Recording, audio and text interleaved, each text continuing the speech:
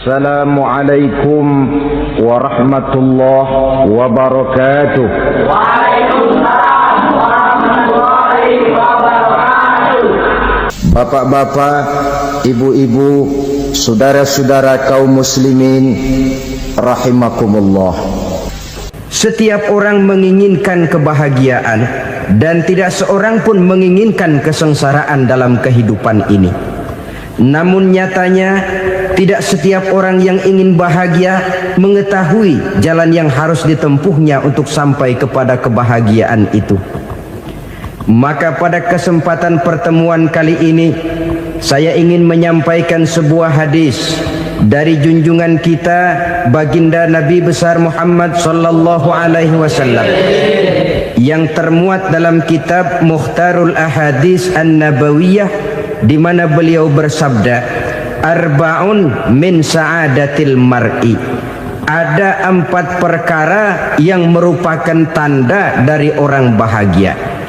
Saya mau tanya, di antara saudara-saudara yang hadir di sini, apa ada yang kepengen jadi orang sengsara?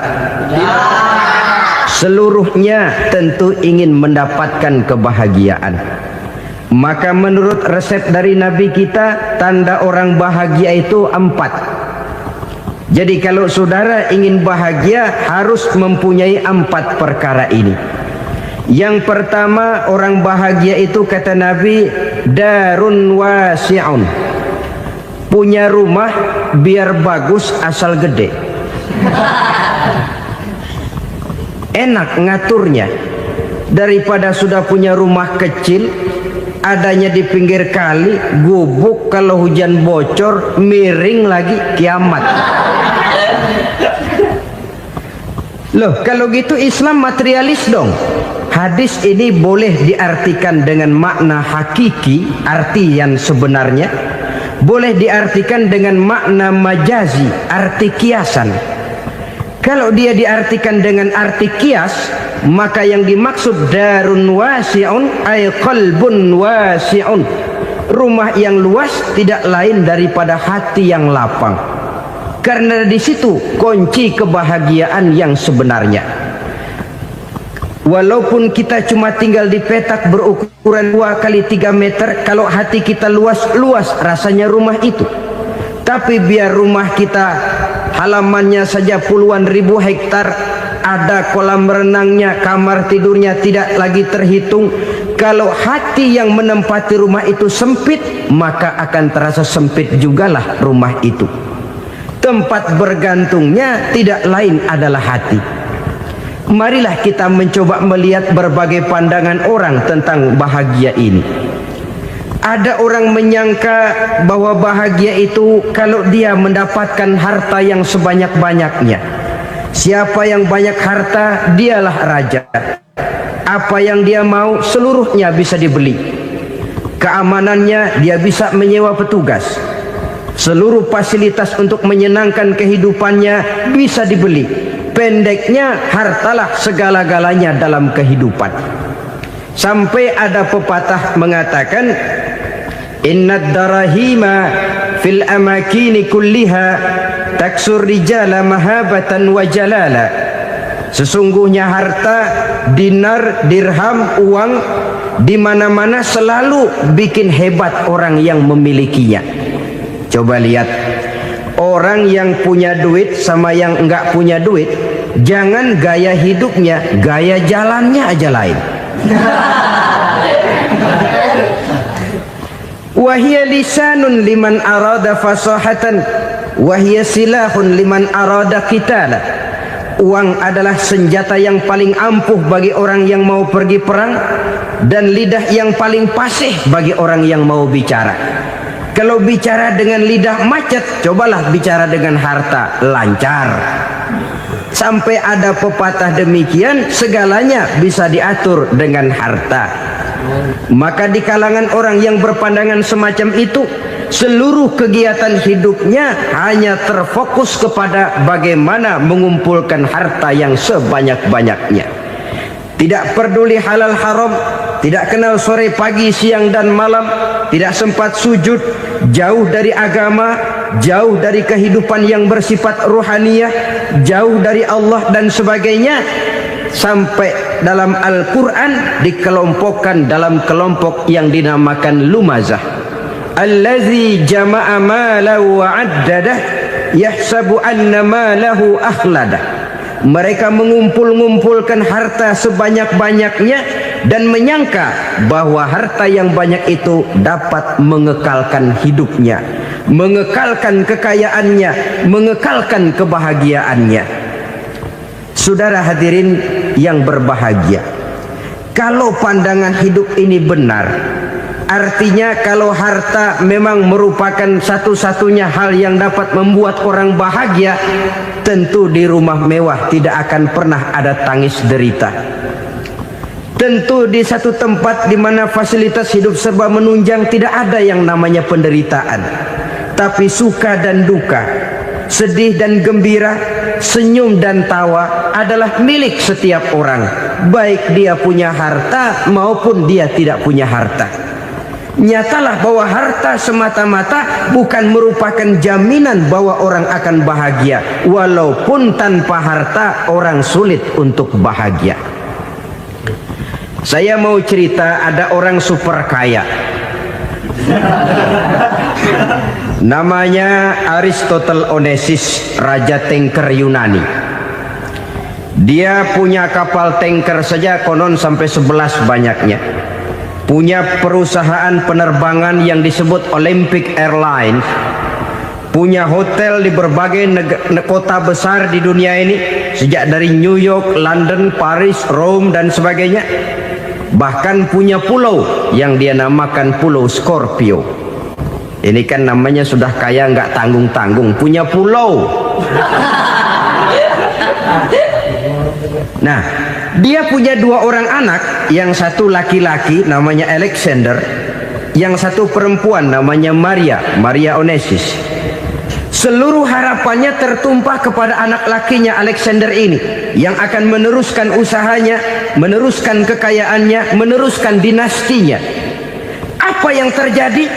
Ternyata anak yang dia harapkan yang bernama Alexander ini mati muda dalam kecelakaan pada waktu dia olahraga. Apa olahraganya? Namanya olahraga anak orang kaya, golongan jet set. Olahraganya olahraga pesawat terbang.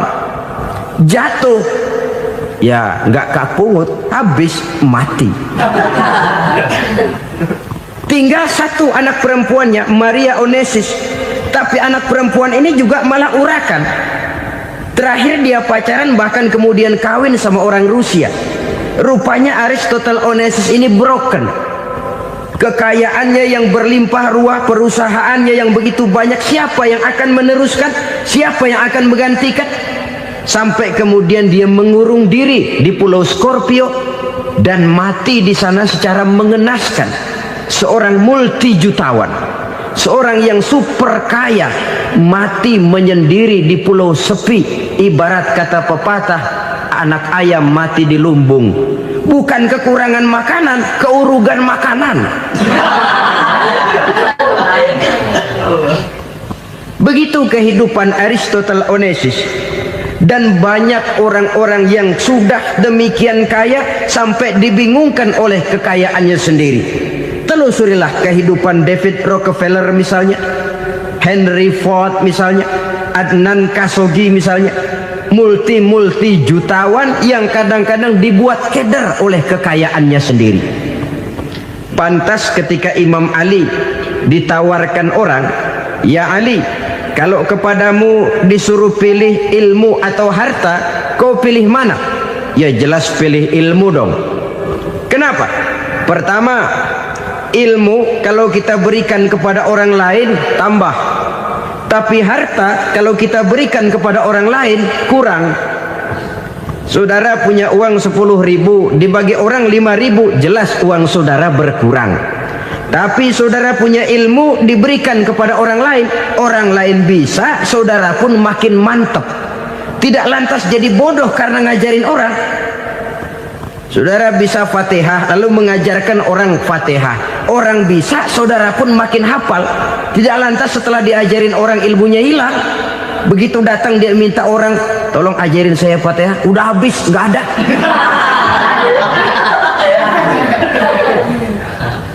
Yang kedua kata Imam Ali, ilmu menjaga kita. Kalau harta kita yang harus jaga. Makin banyak ilmu makin terpelihara diri seharusnya. Tetapi makin banyak harta makin bingung kita jaganya. Sampai kadang-kadang kalau perlu seluruh keliling rumah dipasangi alarm.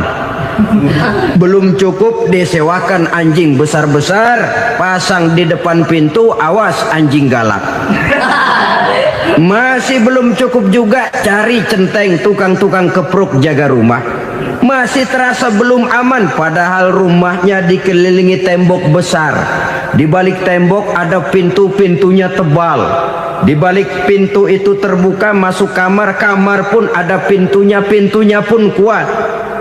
Masuk ke dalam kamar ada lemari, lemarinya pun pintunya kuat, dikunci, kuncinya pun kuat.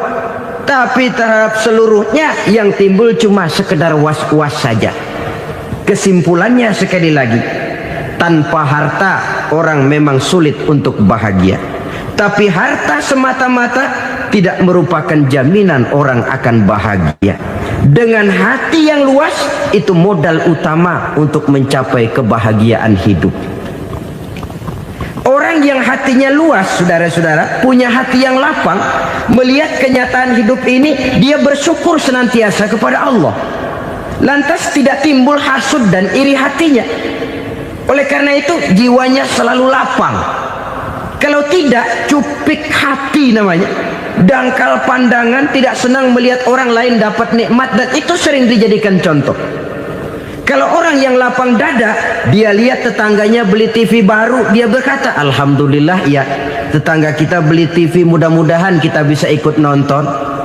Lapang dadanya. Tapi orang yang sempit hati, lihat tetangga beli televisi, meriang. Enggak dia apa-apain, meriang.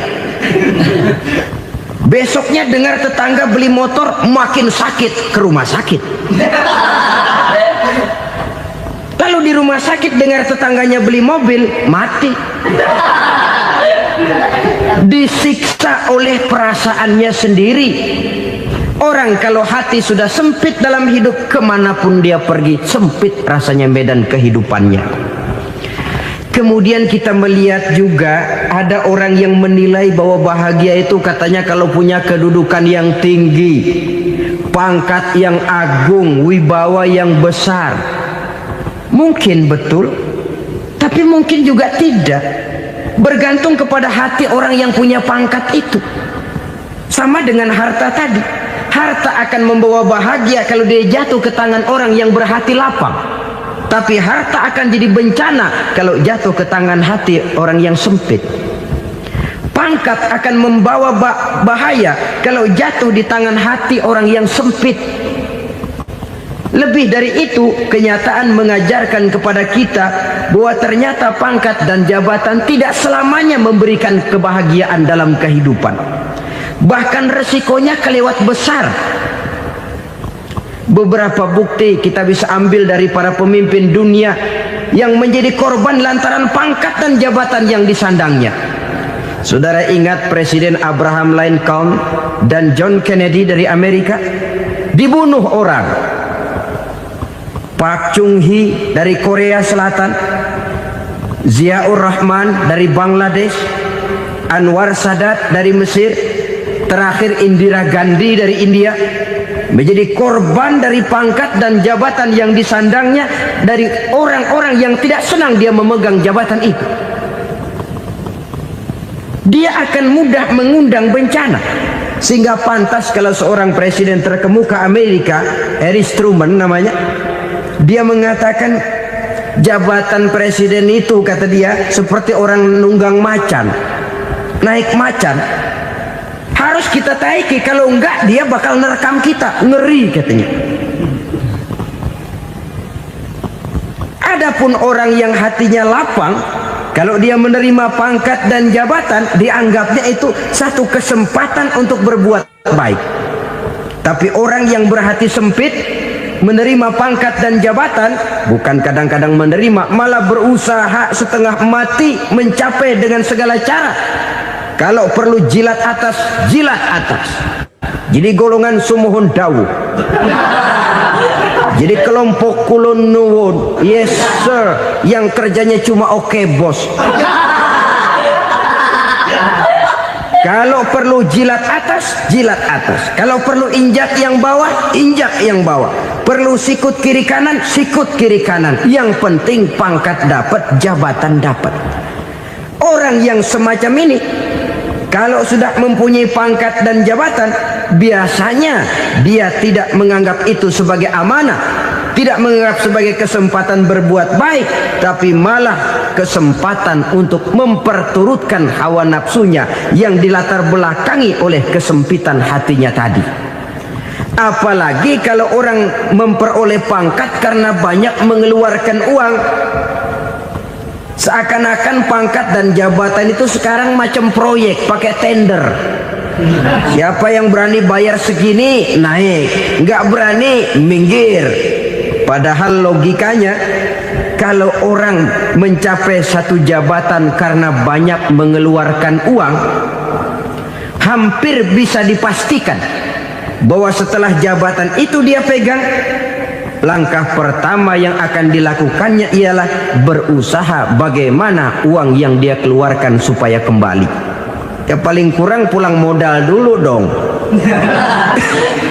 Soal mikirin rakyat soal nanti, tapi ini modal harus pulang. Itu celakanya kalau orang memperoleh pangkat dan jabatan cuma karena banyak mengeluarkan uang. Jarang orang yang mempunyai keyakinan dan pandangan bahwa pangkat dan jabatan merupakan amanah. Jadi sekali lagi, pangkat dan jabatan mungkin saja membawa kebahagiaan kalau jatuh ke tangan orang yang berhati lapang. Tapi bisa jadi bencana kalau dia jatuh ke tangan orang yang mempunyai hati yang sempit. Dan lagi-lagi stresnya hati yang lapang. Lalu sebagian orang, saudara, ada yang berpandangan katanya bahagia itu kalau jadi orang terkenal, mempunyai popularitas, menjadi idola di kalangan remaja, di kalangan orang tua, di segala lapisan masyarakat. Padahal makin populer orang makin terikat dia. Ya kalau macam kita ini kan nggak punya nama, nggak populer, tengah malam buta mau nongkrong di warung Tegal aman. Tapi pangkat, jabatan, kedudukan, popularitas menyebabkan kita diikat dengan berbagai macam peraturan. Cuma mandi sama ke WC saja yang nggak dikawal.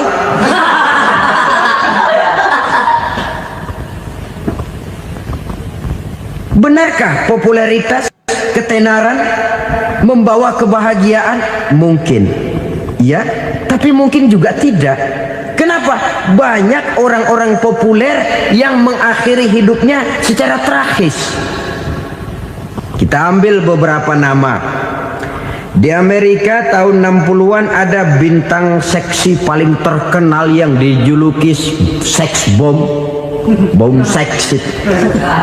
Sampai sekarang jadi legenda, namanya Marilyn Monroe.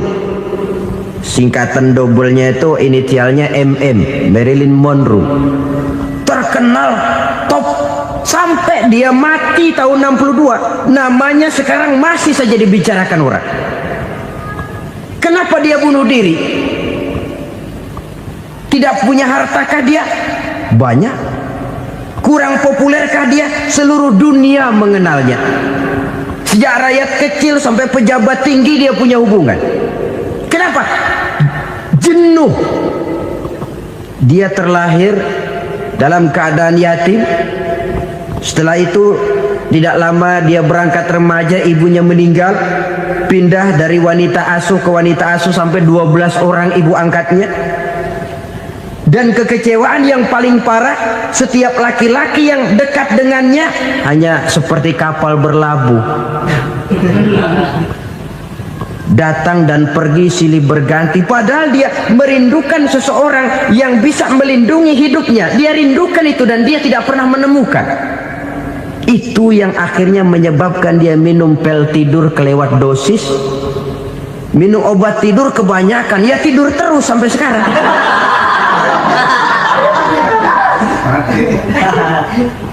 Dia mengakui, saya telah memiliki ketenaran, tapi saya tidak pernah hidup dalam ketenaran itu. Saya pandai main sandiwara, tapi saya ingin hidup dalam alam yang real sebagaimana umumnya orang. Itu yang dia rindukan. Menyusul jejak yang namanya Marilyn Monroe ini, Billie Holiday, saudara kenal tentu, di rumah sakit dirawat. Dia juga minum obat overdosis, mati lagi. Jimi Hendrix minum obat tidur overdosis kelewat batas, mati lagi. Lalu yang menghanyutkan diri di danau, Janis Joplin dan Brian Jones. Ini orang-orang populer, orang-orang terkemuka yang mengakhiri hidup secara tragis, bukan karena tidak terkenal, mungkin karena sudah saking terkenalnya. Contoh paling belakangan, Bruce Lee. Wah, ini tukang-tukang keprok tentu kenal siapa dia. Sampai sekarang pun tabir kematiannya masih merupakan misteri. Dan yang masih hidup juga menunjukkan gejala yang aneh. Michael Jackson, rumahnya di Beverly Hills itu dijaga sedemikian rupa, dan dia selalu curiga kepada setiap makanan harus steril, bersih dari segala macam kimia. Kemana dia pergi, itu tukang-tukang keprok sudah selalu menjaga dan mengawal, dan dia seakan takut menunjukkan mukanya yang asli. Hingga kalau tampil ke tengah di luar show, dia kadang memakai pakaian yang tidak menunjukkan dia yang sebenarnya, takut dikenali orang. Ternyata popularitas sering jadi momok yang meracuni kehidupan manusia. Oleh karena itu, benarlah junjungan kita pada saat beliau mengajarkan orang akan bahagia kalau dia mempunyai hati yang lapang.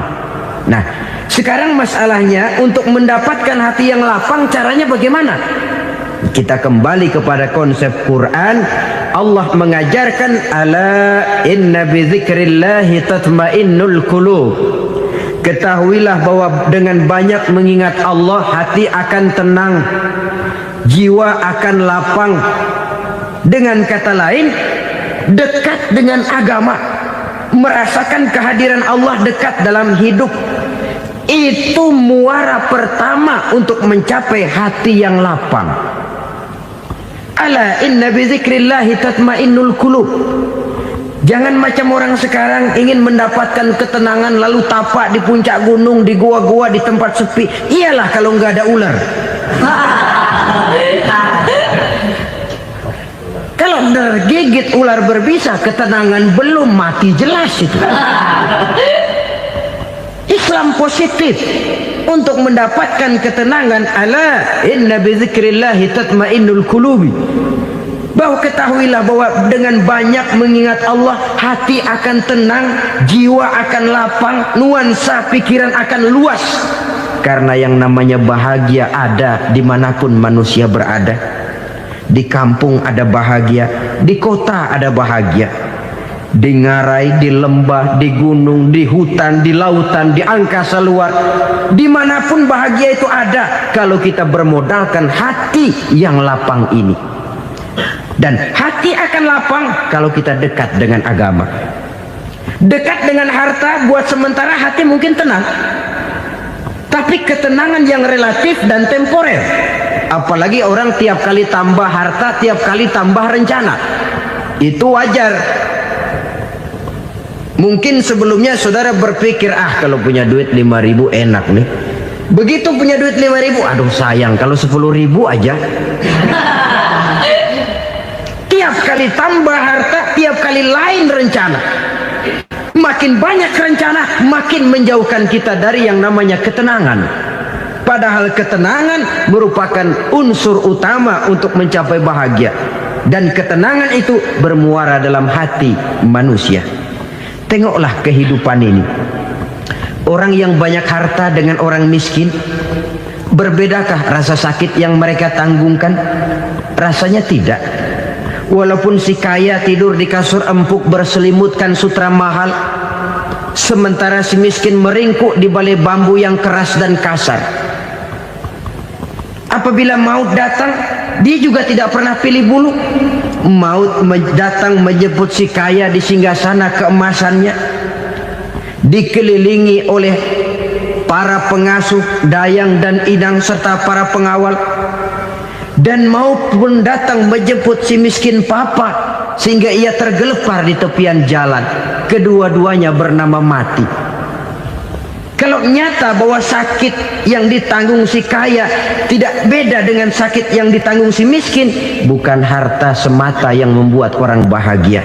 Hati yang tenang, jiwa yang lapang penuh kedamaian karena banyak berzikir dan mengingat Allah, itu merupakan modal utama untuk mencapai sesuatu yang bernama bahagia.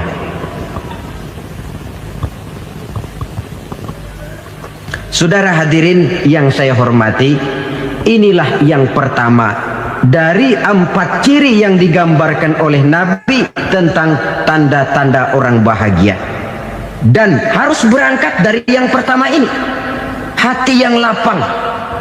Ini yang harus kita miliki lebih dahulu, baru nanti akan menyusul kepada poin yang ketiga, kedua dan selanjutnya. Sebab kalau hati sudah terisi dengan jiwa yang lapang, seluruh persoalan insya Allah akan bisa kita atasi dengan sebagaimana mestinya. Yang kedua sekarang, tanda orang bahagia menurut baginda Nabi, markabun syariah. Orang bahagia itu, kata beliau, punya kendaraan biar cepat asal lancar. Artinya kemana dia mau pergi mudah. Apa maksud hadis ini? Kalau kita kaji lebih dalam, kendaraan itu kan alat transportasi. Transportasi tidak lain adalah usaha memudahkan komunikasi. Pindah dari situ kepada teori bahwa manusia adalah zon political, makhluk bermasyarakat yang tidak bisa memenuhi kebutuhan hidupnya secara sendirian. Kita memerlukan keberadaan orang lain dalam kehidupan ini. Untuk memakai baju saja kita sudah perlukan petani yang tanam kapas, pabrik yang memintal kapas jadi benang, pabrik yang menenun benang jadi kain, sampai kepada mesin jahit, sampai kepada tukang jahit. Itu cuma untuk memakai pakaian saja. Tidak seorang pun di antara kita yang sanggup memenuhi kebutuhan hidupnya secara sendiri. Kita perlu orang lain. Maka kebebasan dalam arti mutlak, kebebasan tanpa batas, itu tidak mungkin ada dalam kehidupan. Karena kita mengadakan yang disebut interaksi sosial. Setiap kegiatan kita tentu melibatkan orang lain. Menurut kita barangkali kita bebas jalan di jalan raya semaunya, tapi orang lain berkendaraan pun merasa bahwa ini ada juga jalan haknya, dan begitu selanjutnya. Oleh karena itu, maksud dari kendaraan yang cepat ini adalah khulata'uhu ma'as solihin. Lingkungan pergaulannya terdiri dari orang-orang soleh. Pergaulannya luas. Kemana dia pergi ada temannya. Kesulitannya ada tempat dia cerita. Dan kesulitan kalau sudah diceritakan kepada orang lain, taruh kata orang itu tidak bisa menolong, namun menceritakannya kepada orang yang kita percayai, kan paling kurang sudah mengurangi beban jiwa, mengurangi tanggungan batin, merasa masih ada tempat kita cerita. Maka lebih baik orang awam yang mau bergaul ketimbang orang setengah alim tapi ngunci pintu. Sebab nantinya akan timbul sikap picik, cupik pandangan, dan tidak luas menghadapi kenyataan dalam kehidupan ini. Namun yang harus kita garis bawahi, pergaulan memang mesti luas. Namun jangan sekali-kali lupa bahwa pergaulan sangat besar pengaruhnya dalam ikut membentuk kepribadian manusia. Sehari-hari bisa kita bilang, kalau kita dekat sama tukang minyak wangi, sekalipun nggak dibagi minyaknya, baunya tentu dapat. Betul? Tapi dekat sama tukang elas, walaupun nggak kena apinya, asapnya mesti kena. Kalau Syauqi mengatakan lebih jelas lagi, man asyaral asyrafa asa musyarrafan wa muasyiral anzali ghairu musyarrafin. Awalam taral jildal hakira muqabbalan bisagri lamma sara jildal mushaf.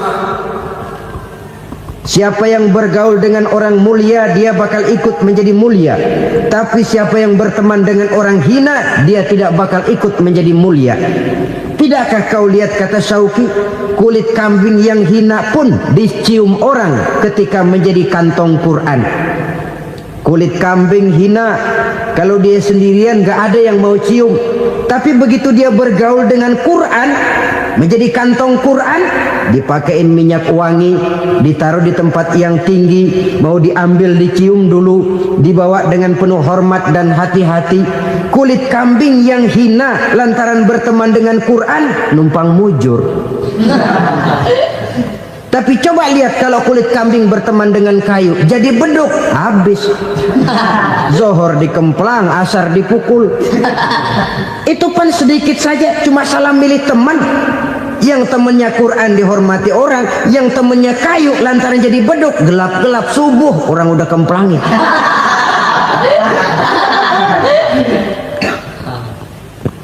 Maka terutama kepada adik-adik remaja yang masih mencari identitas diri, yang ibarat kaset masih kaset kosong, mudah diisi oleh apapun, pandai-pandailah memilih teman dalam bergaul.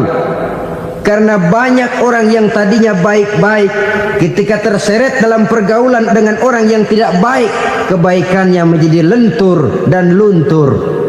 Tapi berapa banyak bajingan-bajingan tengik, orang-orang yang berlumur noda dan dosa, tiap hari melakukan maksiat, namun bergaul dengan orang yang baik-baik, pada akhirnya sedikit demi sedikit beringsut dan berangsur dia terbiasa mengikuti kebaikan-kebaikan.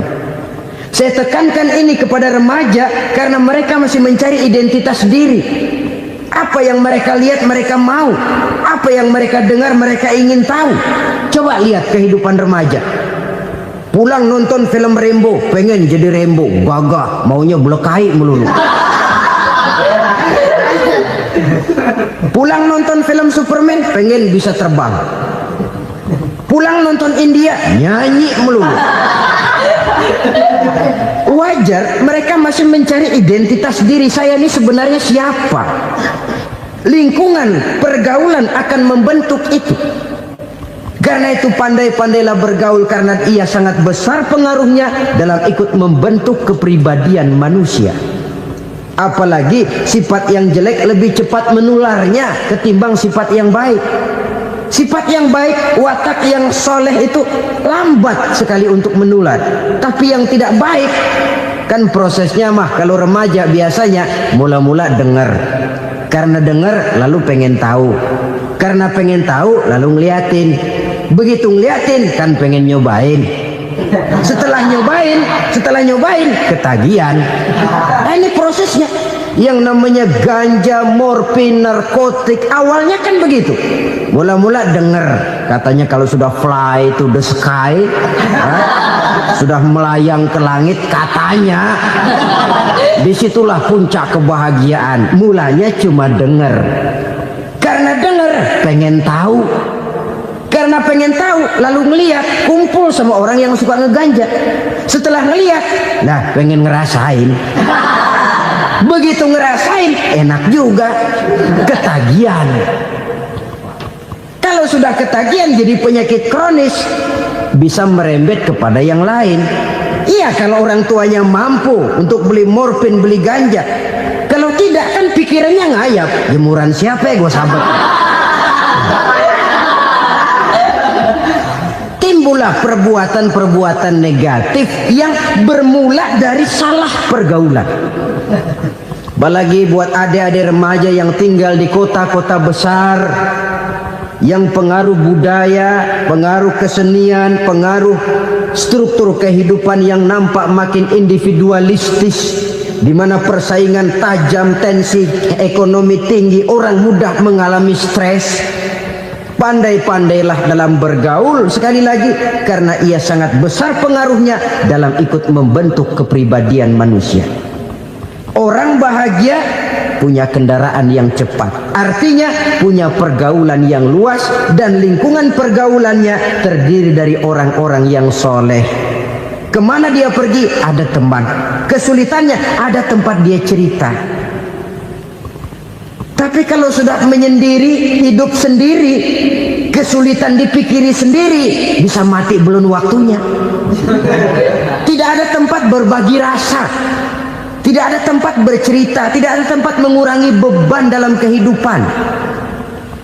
Pantas betul kalau Islam sangat menggalakkan dan menganjurkan orang kalau sudah sampai waktunya itu untuk melangsungkan nikah. Kata Nabi, ya ma'syaras syabab man istata'a minkumul ba'at falyatazawwaj.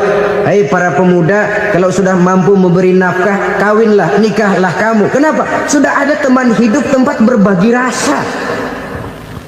Kesulitan kalau ada tempat cerita akan lebih ringan ketimbang kita telan sendiri, walaupun bobot kesulitannya sama beratnya. Saudara-saudara kaum muslimin rahimakumullah, inilah ciri yang kedua, punya kendaraan biar cepat asal lancar. Kemana kita mau pergi gampang. Dengan kata lain, setelah hati yang luas, pergaulan yang luas. Dua. Yang ketiga sekarang, tanda orang bahagia itu menurut Nabi, misbahun mudhi'un, punya lampu yang terang. Oh, itu enggak problem. Sekarang sudah zamannya listrik masuk desa, Pak. Lampu sudah terang semua. Betul, kalau itu yang dimaksud. Tapi tidak cuma itu. Karena lampu yang dimaksud di sini, lampu yang akan menerangi seluruh perjalanan hidup. Dan perjalanan hidup itu sudah dimulai sejak kita terlahir ke alam ini sampai masuk ke alam barzah, kumpul di padang mahsyar sampai ke akhirat. Lampu yang menerangi itu yang diperlukan. Kalau lampu, katakanlah yang paling top sekarang kan lampu jenis Mercury. Taruhlah itu di rumah kita, dia cuma menerangi rumah kita, menerangi hati pun tidak sanggup. Bila kita masuk ke alam barzah, alam kubur, sanggupkah si Mercury yang begitu terang menerangi alam barzah kita? Tidak sanggup lagi. Sanggupkah lampu yang ratusan watt, bahkan puluhan ribu watt menerangi kehidupan di padang mahsyar? Tidak akan sanggup lagi. Kalau demikian, yang dimaksud lampu yang terang di sini apa? Tidak lain amal soleh, kebajikan yang kita lakukan dalam hidup. Itu yang akan jadi lampu penerang. Di dunia nama kita akan terang, jasad kita boleh hancur terkubur tanah, tapi nama kita akan dikenang orang. Begitulah kalau orang meninggalkan kebajikan dalam hidup seperti sekarang. Ribuan orang tiap saat berziarah ke kubur Imam Syafi'i, ke kubur Imam Malik, ke kubur Imam Ghazali, ke kubur orang yang baik-baik, orang yang soleh-soleh. Kebajikannya yang ditinggalkan, yang mengukir namanya dengan tinta emas. Sehingga saudara sudah terbaring di alam kubur, orang lewat, Allah, ini kuburannya Fulan bin Fulan, dulu ini kebaikannya Masya Allah, saya ikut merasakan. Mari kita mampir sebentar, kita Fatihah. Mohon disampaikan Allah pahalanya kepada almarhum. Al-Fatihah. Itu kalau orang baik-baik. Lalu saudara tanya, Pak, orang mati dikirimin Fatihah apa nyampe pahalanya? Saya jawab, kalau saudara nggak percaya, mati dulu dah. Nanti saya Fatihain, tungguin di sana. Umpama nggak sampai, balik lagi kemari. Sekarang ini kan maunya otak-otakan saja. Kalau nggak masuk otak, nggak percaya. Padahal alam gaib itu nggak bisa diotak-otakin. Sama saja dengan saudara pernah dengar cerita kapal tanpa emas tenggelam kan? Pernah nggak? Di mana? Ya, di laut Masalembo. Begitu ke tanpa emas tenggelam, ratusan penumpang itu terjun ke laut, dipermainkan gelombang, berjuang menghadapi maut itu. Orang lagi timbul tenggelam di lautan, dihantam ombak, kita tengokin pakai helikopter. Pak, lagi timbul tenggelam ya? Iya, tolongin. Jangan khawatir Pak nih, saya kirim intan Pak, harganya 10 juta. Kira-kira orang yang timbul tenggelam di laut seneng nggak? Kan mahal toh intan 10 juta. Kenapa dia nggak senang? Karena intan 10 juta dalam kondisi seperti itu tidak sanggup menyelamatkan dia. Dia akan girang kalau dikirimin ban mobil bekas, dikirimin papan terentang atau bambu. Intan yang 10 juta dia nggak girang. Ban mobil bekas yang 1000 perak, tuh pegang, itu yang dia girang betul. Inilah sebabnya Nabi berkata, mal mayyitu fi qabrihi illa kal ghariqil mutaghawwis. Orang yang meninggal di alam kuburnya seperti orang timbul tenggelam di lautan. Yantaziru da'watan min ahli, menunggu doa dari keluarganya yang masih hidup. Duh, bapak saya sudah meninggal, saya sayang benar sama dia. Kirimin kulkas ke kuburannya Itu sama saja dengan tadi orang tenggelam di lautan dikirimi intan yang harganya 10 juta, tidak sampai. Begitulah kalau kebajikan yang kita tinggalkan dalam hidup, sudah mati pun kubur kita masih diziarahi orang. Tapi kalau jahat yang kita tinggalkan, boro-boro lah orang mau doa lewat dekat kuburan kita juga serem. Tuh bajingan no, dulu mati dipendem di situ tuh. Jangan lewat situ, ntar kesurupan, jangan. Lewat saja orang ngeri. Konon lagi membacakan Fatihah dan mengirimkan doa. Hidup pada hakikatnya adalah kesempatan untuk berbuat baik. Maka sekali kesempatan itu diberikan, manfaatkan dengan sebaiknya. Sebab kesempatan kedua tidak akan pernah ada. Kesempatan berbuat baik di sini, di akhirat sudah pembalasan namanya. Sekali kesempatan itu dicabut, dia tidak akan pernah dikembalikan lagi. Kata Iqbal, hidup tidak mundur ke belakang, Bung. Berhenti diinjak orang, mundur hancur. Tidak ada kata mundur dalam hidup ini. Berhenti diinjak orang, mundur kecebur. Tidak ada kata lain, harus maju dalam kehidupan dalam artian yang positif. Hidup adalah kesempatan untuk mengumpulkan kebajikan yang sebanyak-banyaknya. Di situ nilai daripada manusia. Sekarang ini memang nggak kelihatan kok, orang yang banyak pahala sama yang banyak dosa nggak kelihatan kok. Barangkali kalau habis bikin dosa palanya pada benjol, mungkin orang takut sama dosa. Tapi sekarang sama saja, orang yang banyak dosa dengan yang nggak banyak dosa jalan bareng dari belakang, sama, nggak kelihatan beda. Tapi ada waktunya di mana pahala memegang peranan, di mana dosa diperlihatkan. Sama saja kalau kita bawa mobil siang, lampu kan nggak begitu berfungsi. Apa lalu bilang, alah ini lampu berat-beratin, copot-copotin aja dah. Tidak perlu begitu. Kenapa? Pada satu saat malam senja akan datang. Bila matahari terbenam, senja pun datang, gelap mulai merayap, disitulah baru terasa perlunya lampu. Pahala begitu. Sekarang orang yang nggak ada pahalanya nggak kelihatan dalam kehidupan. Tapi pada satu saat senja kehidupan akan datang. Ajal merenggut nyawa, malam merayap, dan hidup mulai diliputi kegelapan di alam barzah.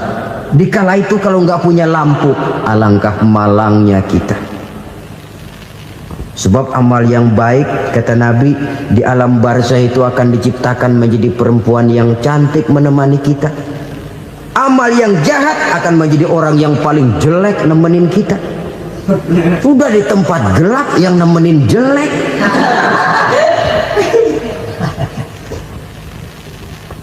Kaum muslimin rahimakumullah. Kalau demikian masalahnya, tergantunglah kita pandai memanfaatkan waktu. Al-waktu kasayf, waktu itu cepat sekali. Yang namanya waktu itu tahu-tahu. Tahu-tahu udah tahun 87. Tahu-tahu udah begitu. Tahu-tahu yang kemarin anak-anak, sekarang udah pada punya anak. Tahu-tahu saja itu. Begitu cepat waktu berlalu. Kalau tidaklah pandai kita memanfaatkannya, akan rugi kita. Nabi bersabda, "Man kana yaumuhu khairun min amsihi fahuwa rabih." Barang siapa yang hari ini lebih baik daripada hari kemarin, itu orang untung.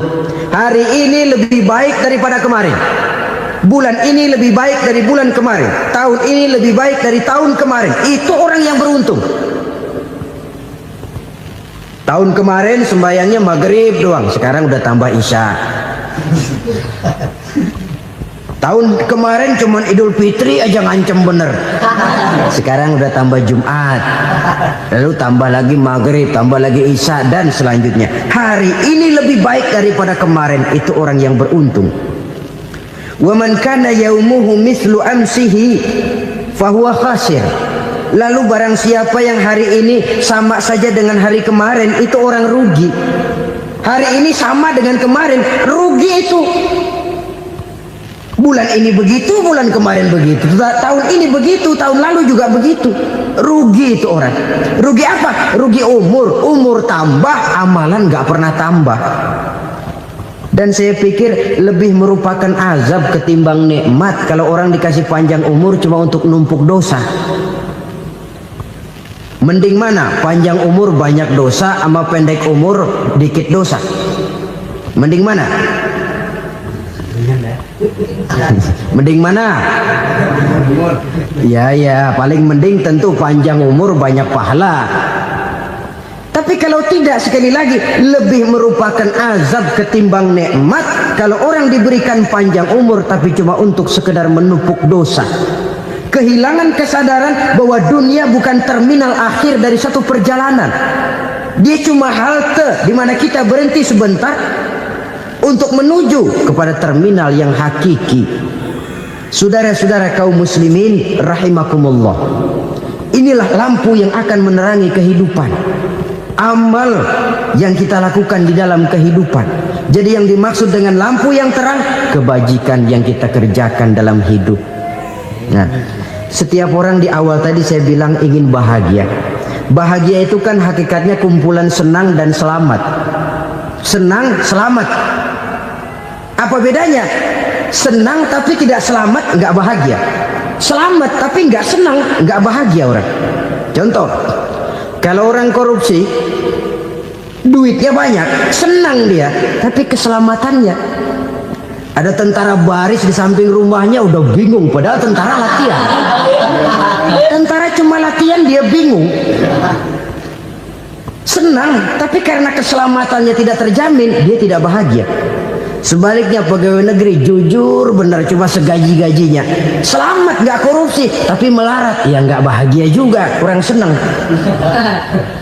Kesenangan dan keselamatan untuk dunia saja, ya sekali lagi, kalau cuma sekedar untuk dunia saja, bisa dibeli pakai uang, bisa dibeli pakai uang. Saudara ingin selamat, bisa dibeli pakai uang. Saudara ingin senang, bisa dibeli dengan uang. Tapi setelah mati masuk ke alam barzah, habis kekuasaan uang. Nggak bisa lagi beli keselamatan pakai uang, tidak mungkin lagi membeli kesenangan dengan uang. Di situ pahala yang megang peranan. Makin banyak pahala, makin banyak saham untuk membeli kesenangan dan keselamatan, untuk memperoleh yang namanya bahagia.